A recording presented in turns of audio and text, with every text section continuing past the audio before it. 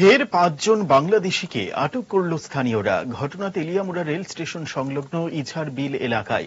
স্থানীয়দের অভিযোগ, বাংলাদেশিদের পারাপারের ক্ষেত্রে নাকি বিএসএফ এর ৪ জন জওয়ান দায়ী।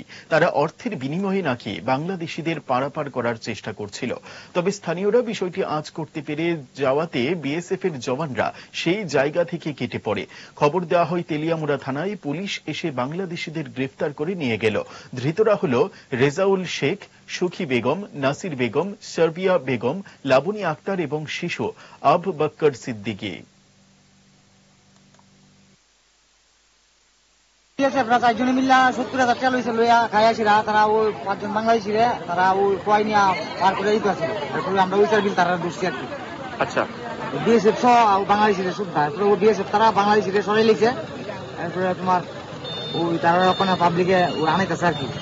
থানা ফোন করছে, পাবলিক আনাইতেছে। থানার থেকে পুলিশ আইছে ওখানে।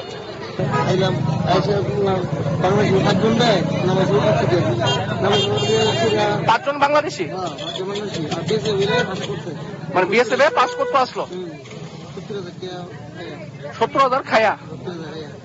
আচ্ছা, কয়জন বিএসএফ আসলো? ৫ জন বাংলাদেশিও আসলো। আচ্ছা আচ্ছা।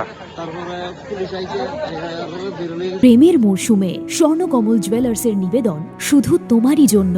অফারটি চলবে ২৮ জানুয়ারি থেকে ১৫ ফেব্রুয়ারি। পান সোনার মজুরিতে 25% ছাড় ও হীরের মজুরিতে 100% ছাড়। লাকি ড্রতে আছে 10টি হোম অ্যাপ্লায়েন্সেস জেতার সুযোগ। চলছে গ্র্যান্ড ডায়মন্ড ফেস্টিভ্যাল। শর্তাবলী প্রযোজ্য। আসুন স্বর্ণকমল জুয়েলার্স, আগরতলা, উদয়পুর। দোকান প্রতিদিন খোলা।